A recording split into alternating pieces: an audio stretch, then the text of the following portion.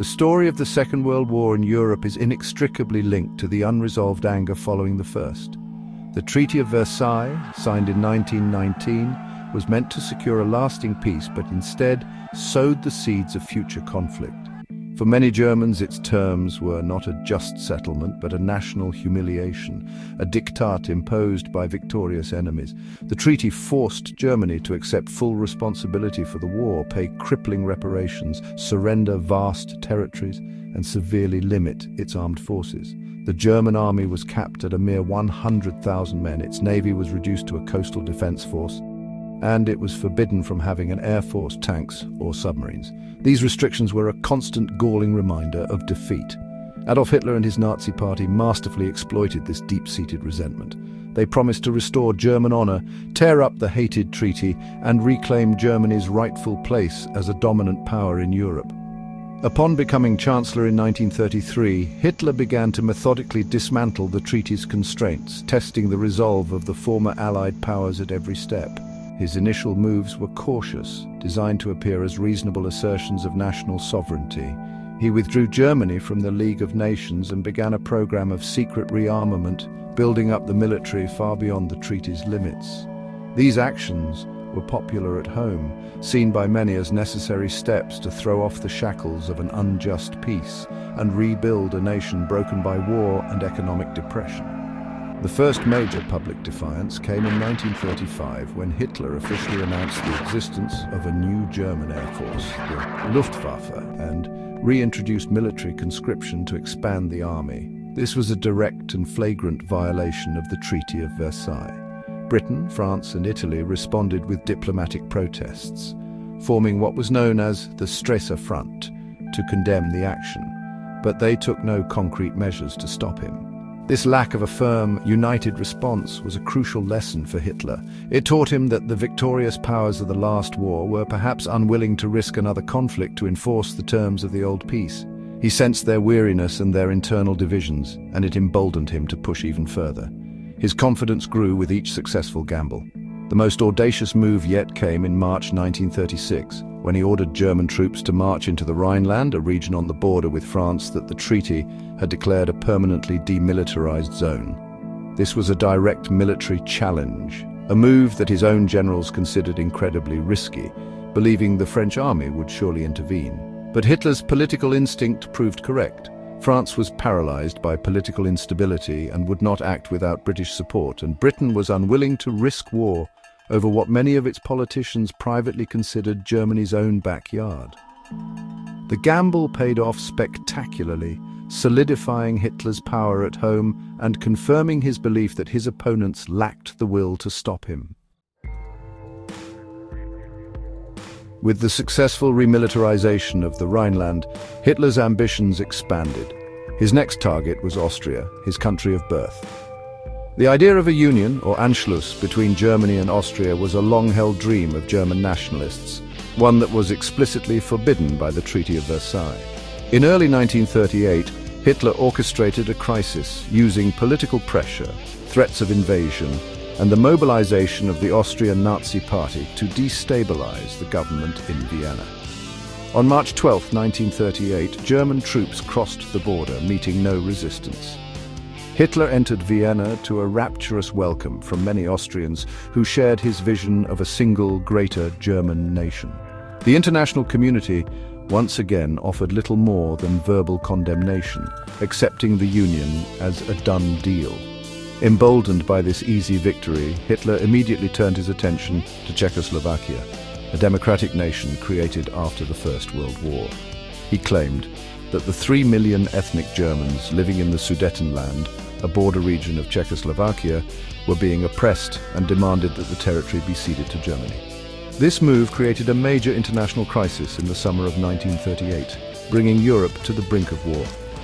Czechoslovakia had a modern army and strong fortifications, and it had defense treaties with both France and the Soviet Union.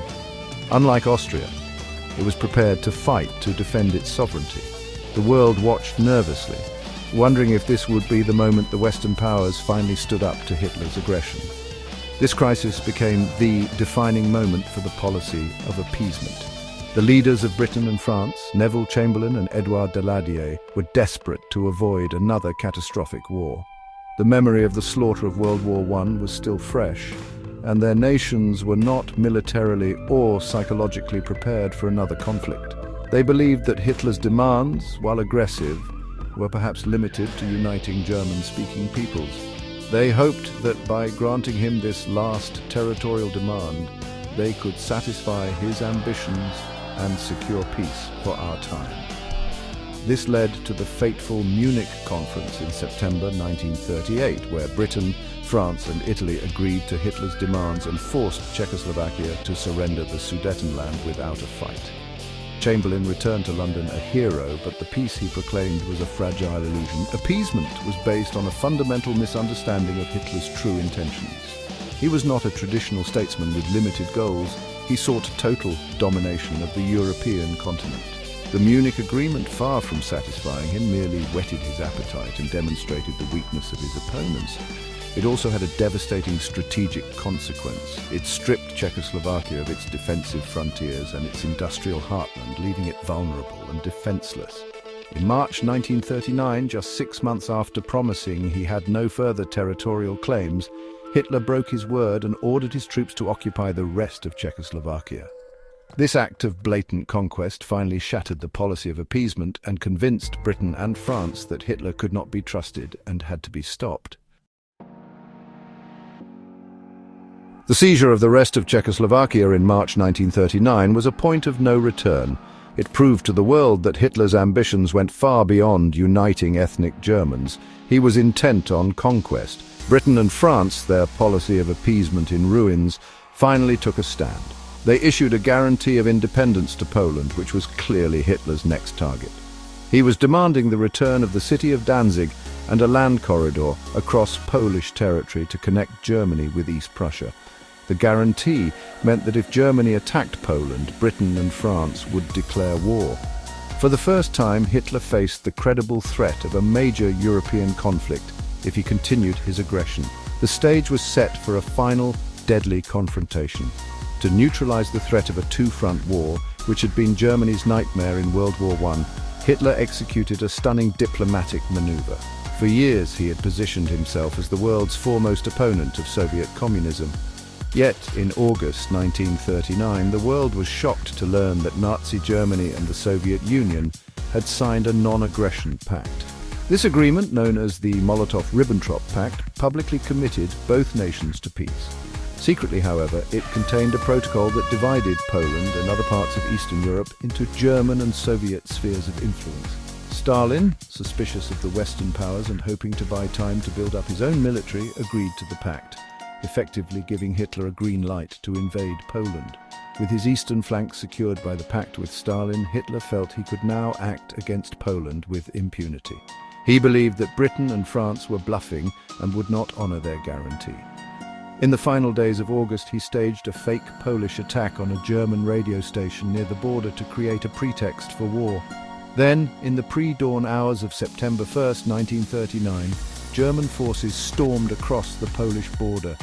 The invasion was a demonstration of a new kind of warfare, the Blitzkrieg, or lightning war.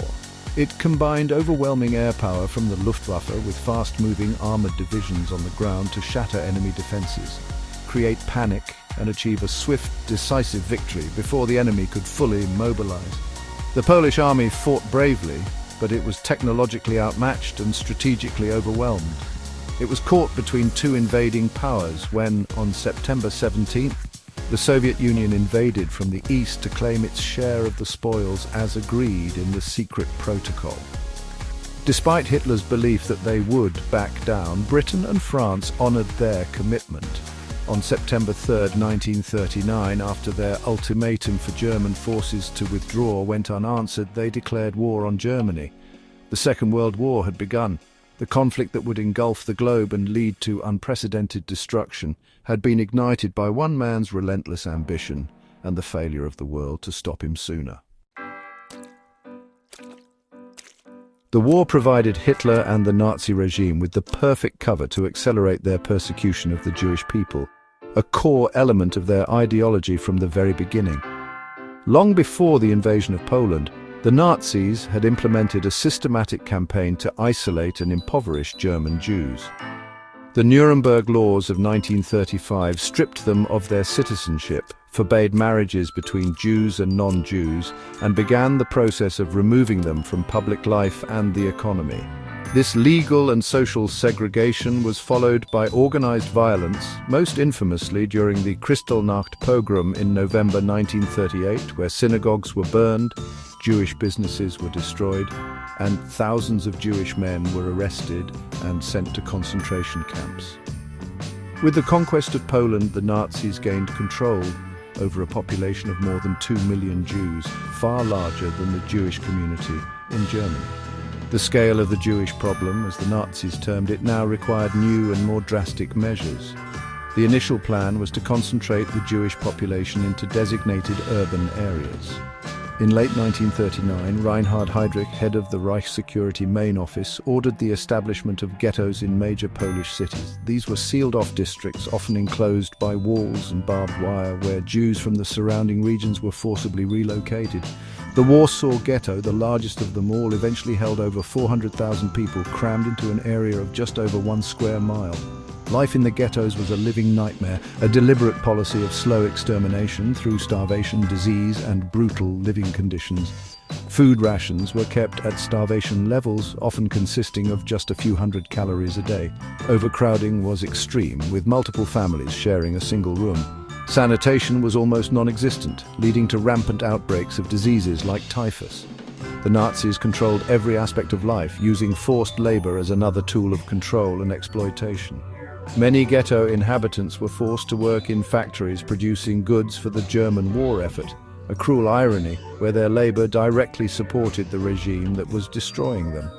Despite these horrific conditions, the Jewish communities in the ghettos demonstrated incredible resilience. They organized secret schools to educate their children, ran underground soup kitchens to feed the starving, and maintained cultural life with secret concerts and plays. They created archives like the Oneg Shabbat archive in Warsaw to meticulously document Nazi atrocities so that the world would one day know what had happened to them. These acts of spiritual and cultural resistance were a testament to the human spirit's refusal to be extinguished, even in the face of systematic dehumanization. However, for the Nazi leadership, the ghettos were only a temporary measure, a holding pen before the next, even more horrific stage of their plan.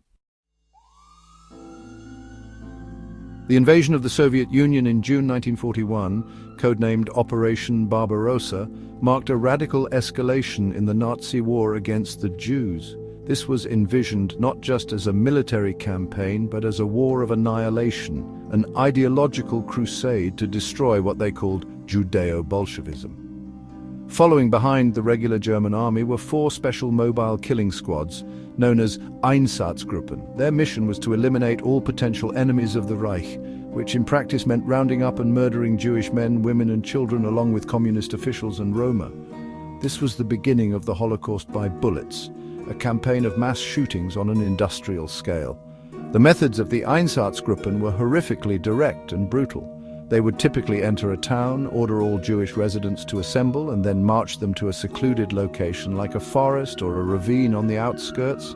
There, the victims were forced to dig their own mass graves, stripped naked, and were then shot row by row until the pit was full. By the end of 1941, these killing squads had murdered over 500,000 people. This method, however, proved to be problematic for the Nazi leadership. It was psychologically damaging to the shooters. It was inefficient for killing on the scale they now envisioned, and the public nature of the massacres sometimes left behind evidence and witnesses. This led the Nazi hierarchy to search for a more impersonal and efficient method of mass murder. The answer was found in poison gas. On January 20th, 1942, a group of high-ranking Nazi officials met at a villa in the Berlin suburb of Wannsee. This meeting, known as the Wannsee Conference, was not where the decision to murder the Jews of Europe was made. That had already happened. Rather, its purpose was to coordinate the logistics of the final solution to the Jewish question. Chaired by Reinhard Heydrich, the attendees discussed how to organize the transport of millions of Jews from all over Europe, to designated killing centers in occupied Poland where they would be systematically murdered. The Wannsee Conference codified the plan for industrial-scale genocide. 6 major extermination camps were established for this purpose: Auschwitz-Birkenau, Treblinka, Sobibor, Belzec, Majdanek, and Chełmno. These were not labor camps, they were death factories. Upon arrival, the vast majority of victims, the elderly, women and children, were sent directly to gas chambers disguised as shower rooms. There, they were gassed with carbon monoxide or Zyklon B. A small number of able-bodied prisoners were selected for forced labor, kept alive only as long as they were useful to the Nazi war machine. This horrifyingly bureaucratic and industrialized system of murder, planned in a quiet Berlin suburb, would ultimately claim the lives of 6 million Jews and millions of others. For the first 2 years of the war, Hitler's military machine seemed unstoppable. But in June 1941, he made a fateful strategic error that would ultimately seal the fate of the Third Reich. He invaded the Soviet Union. Hitler believed that the Soviet regime was weak and would collapse within a few months, giving him access to the vast resources of the East. Initially, the invasion was a stunning success, with German armies advancing hundreds of miles and capturing millions of Soviet soldiers. But they failed to deliver the knockout blow before the onset of the brutal Russian winter. The German army, ill-equipped for the freezing temperatures, ground to a halt just outside Moscow. The war in the East became a grueling war of attrition that Germany could not win. The Soviet Union, despite its catastrophic losses, was able to mobilize its vast population and relocate its industries east of the Ural Mountains, beyond the reach of German bombers. The Red Army, stiffened by patriotism and ruthless discipline, fought with a ferocity that stunned the Germans. The Battle of Stalingrad, which raged from late 1942 to early 1943, became the symbolic turning point of the war. After months of savage street-to-street fighting, the entire German Sixth Army was encircled and forced to surrender. It was a catastrophic defeat from which the German army on the Eastern Front would never fully recover. Just as the tide was turning in the East, Hitler made another monumental blunder. On December 11, 1941, 4 days after Japan's attack on Pearl Harbor, he declared war on the United States. This was a gratuitous act, not required by his treaty with Japan, and it brought the full industrial might of America into the war against him. Hitler fundamentally underestimated the industrial capacity and resolve of the United States. He believed that America was a weak, decadent nation that would be too preoccupied with fighting Japan in the Pacific to have a significant impact in Europe. He could not have been more wrong. The entry of the USA created the Grand Alliance of Britain, the Soviet Union, and America, a coalition with overwhelming material and manpower advantages. This coalition began to squeeze Germany from all sides. By 1943, Anglo-American forces had driven the Germans and Italians out of North Africa and had begun the invasion of Italy, opening a new front in southern Europe. In the Atlantic, Allied navies finally gained the upper hand against the German U-boats, securing the vital supply lines from America to Britain. And in the skies over Germany, a relentless strategic bombing campaign began to systematically destroy German cities and industrial centers. Hitler's strategic decisions, invading the Soviet Union and declaring war on America, had transformed a European war into a global conflict that he had no hope of winning. His initial string of victories had been replaced by a slow, grinding, and inevitable defeat. By 1944, the war had come home to Germany with a vengeance. The Allied strategic bombing campaign, a joint effort by the British Royal Air Force and the United States Army Air Forces, had reached its devastating peak. By night, British bombers would carry out area bombing, targeting entire cities with incendiary devices to create firestorms.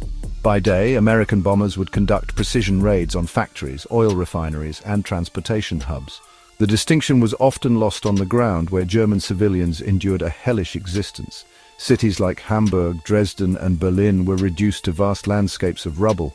The constant air raids shattered morale, disrupted war production, and forced millions to flee to the countryside. On the battlefields, the German military was in a state of constant retreat. On the Eastern Front, the Red Army was relentlessly pushing westward, inflicting enormous casualties and liberating the territories Germany had conquered. In the West, the long-awaited Allied invasion of France, D-Day, took place on June 6, 1944.